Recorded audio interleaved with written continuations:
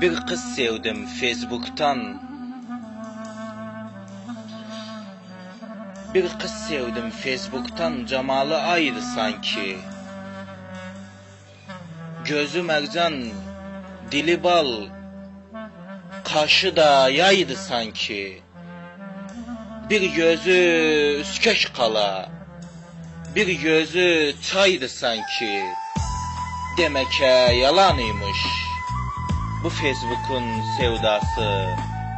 Aklımız noksan edip internetin dünyası.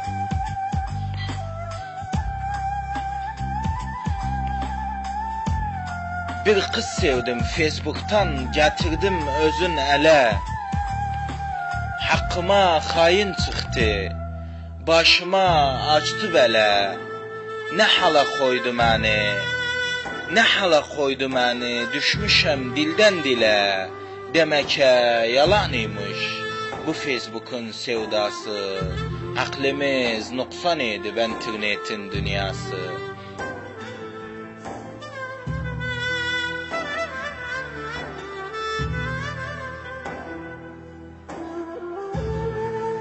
İkimiz gettik bu yolda, dolaştık sağda solda. Məni tək yalğız koydu, sən yatdı başqa qolda. Bir kız sevdim Facebook'tan, daha üzüm gülmedi. Göz yaşım sele döndü, kimse onu silmedi. O da vefasız çıktı, o da vefasız çıktı, sevdam kadrin bilmedi. Demek yalanıymış bu Facebook'un sevdası. Aklımız baştan alıp internetin dünyası.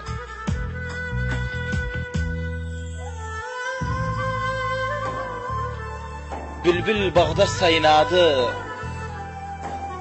gül de onu aynadı. Felek kafinim tikti, leşim üstü oynadı.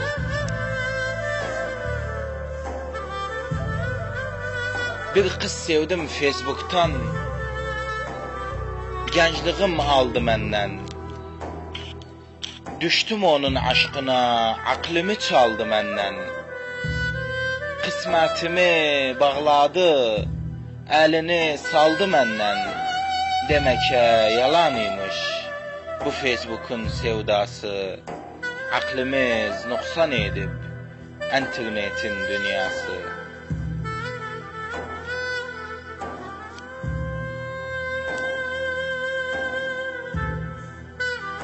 Bir kız sevdim Facebook'tan, başımı aldı duman.